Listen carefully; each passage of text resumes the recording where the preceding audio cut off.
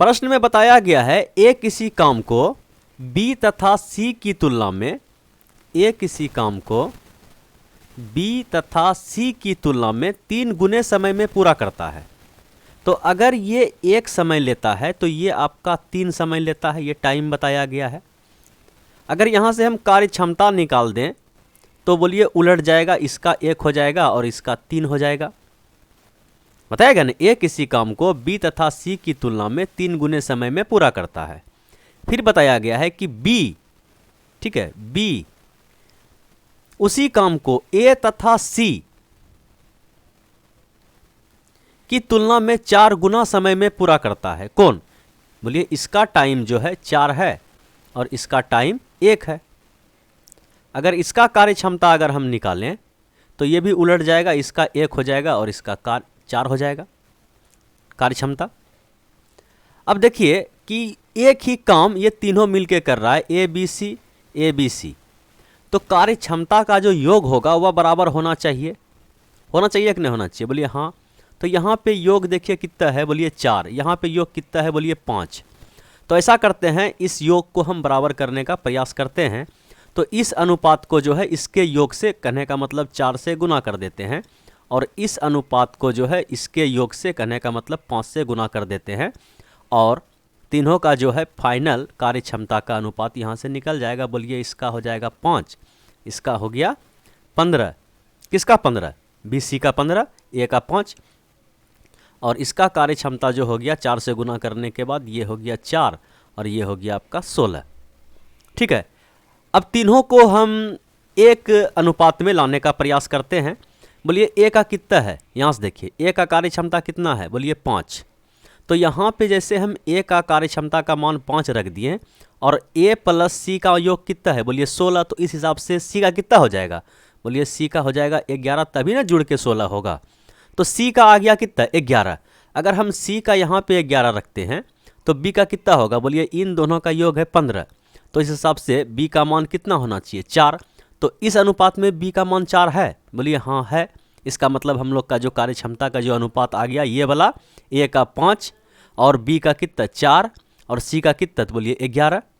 ठीक है, अब बताया गया है कि ये तीनों साथ काम करते हैं तो काम 24 दिनों में समाप्त हो जाता है। तो बोलिए टोटल वर्क कितना है, बोलिए कि तीनों मिल के, मतलब कि ए, समझिएगा, समझा रहे हैं, ए अगर 5 काम करता है एक दिन में, बी आपका कितना काम करता है, बोलिए 4, कहीं पर ही देख लीजिए 4, और सी एक दिन में कितना काम करता है, तो 11। एक दिन का कार्य इतना हुआ और काम 24 दिन तक चलता है, तब काम पूरा होता है, तो टोटल वर्क कितना हो गया। तो पूछा गया है ए अकेले काम को कितने समय में पूरा करेगा। तो ए के कार्य क्षमता से टोटल वर्क में हम क्या कर देते हैं, भाग दे देते हैं, तो ए का कार्य क्षमता निकल जाएगा। बोलिए थोड़ा सा इसको अगर हम सोल्व कर दें तो कितना हो गया, तो बोलिए 11 5 15 5 20 और 20 गुना 24, 20 गुना 24 ये हो गया टोटल वर्क, और ए के कार्य क्षमता से भाग देंगे तो ए का काम समय निकल जाएगा। ए का कार्य क्षमता कितना है, बोलिए 5, 5 से इसको अगर हम कटा दिए, 5 चौके 20, 24 चौके 96 दिन निकला कि ए अगर अकेले उस कार्य को करेगा तो 96 दिन का समय लगेगा। बोलिए कोई दिक्कत, बोलिए कोई दिक्कत नहीं है। क्वेश्चन नंबर 2 को देखिए।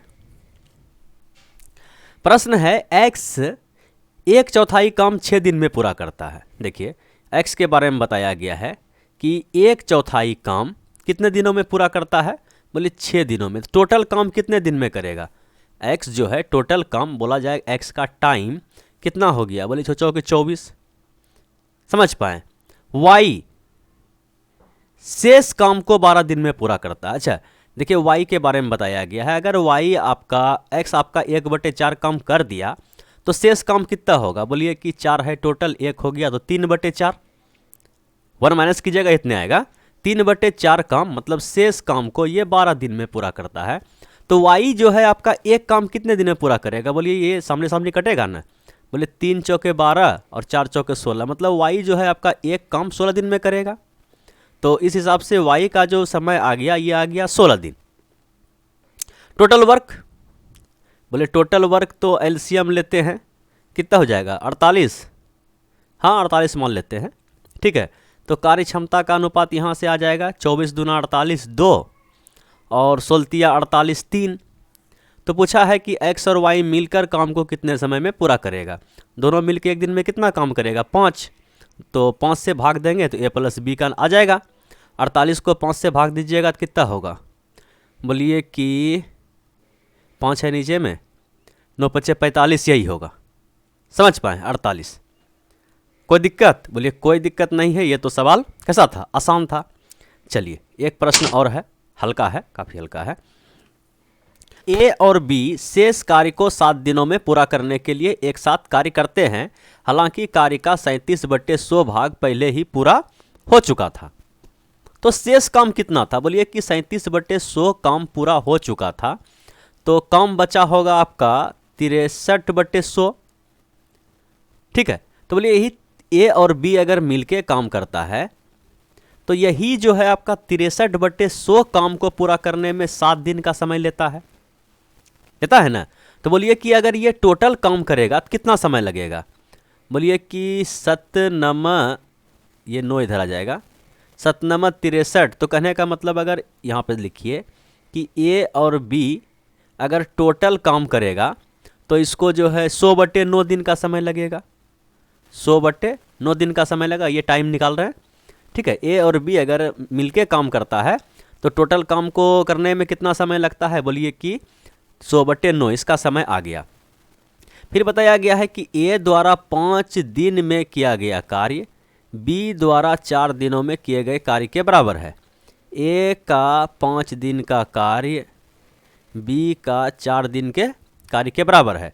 तो यहाँ से ए अनुपात बी निकाल देते हैं, बोलिए कि 4/5, ये कार्य क्षमता का अनुपात निकल गया। ए का कार्य क्षमता कितना 4, बी का कार्य क्षमता कितना 5। तो समय ये है, दोनों मिलके समूचा काम को इतना दिनों में पूरा करता है ए और बी। और कार्य क्षमता से अगर समय में गुना कर देते हैं तो क्या निकल जाता है, बोलिए टोटल वर्क। टोटल वर्क कितना निकल गया, बोलिए कि समय है इतना और कार्य क्षमता ए और बी का योग कितना 9। तो 9 से 9 समझ पाए, 9 कहाँ से लाएं, ए प्लस बी का कार्य क्षमता। तो 100 काम है टोटल, 100 काम है टोटल। तो पूछा गया संपूर्ण कार्य को पूरा करने के लिए सबसे तेज कौन है आपका, जिसका कार्य क्षमता अधिक है, बी। ठीक है, कार्य करने वाले कामगार को कितने समय लगेंगे, 100 काम है और 5 के रेट से करेगा तो कितना दिन लगेगा, 20 दिन। बात समझ पाए।